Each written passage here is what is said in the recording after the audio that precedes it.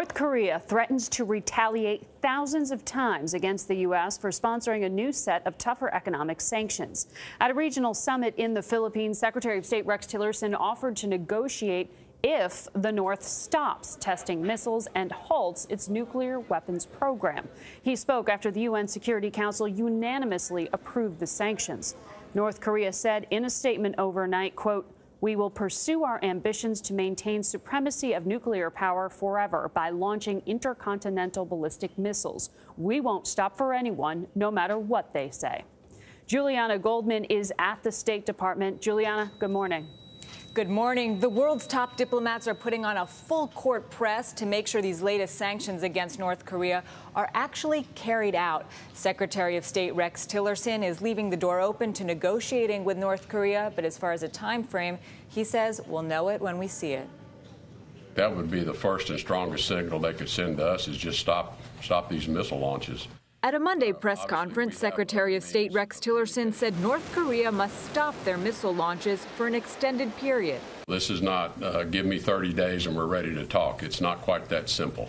The sanctions were approved unanimously on Saturday by the United Nations Security Council and included the support of Russia and China. The UN estimates it could slash the North's export revenue by a third after imposing a ban on exports of coal, iron, lead, and seafood.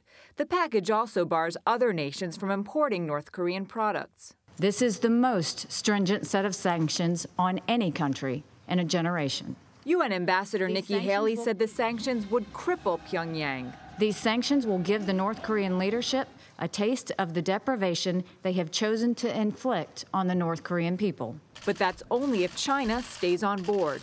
At the ASEAN conference, China took an uncharacteristically stern posture, telling North Korea's foreign minister that the regime needed to calm down, accept the sanctions, and not retaliate. But Beijing also urged the U.S. and South Korea to cease military operations and remove the U.S. THAAD anti-missile system, something neither country accepts. Our annual joint military exercises have been carried out regularly and openly for nearly 40 years. They will continue. China is the big question mark here. In the past, they've gone along with sanctions only to eventually back away. And Charlie, the other overriding concern here is whether or not this is too late. It's going to take some time for the sanctions to go into effect. And meanwhile, North Korea is continuing to develop its nuclear missile technology. Thanks, Juliana.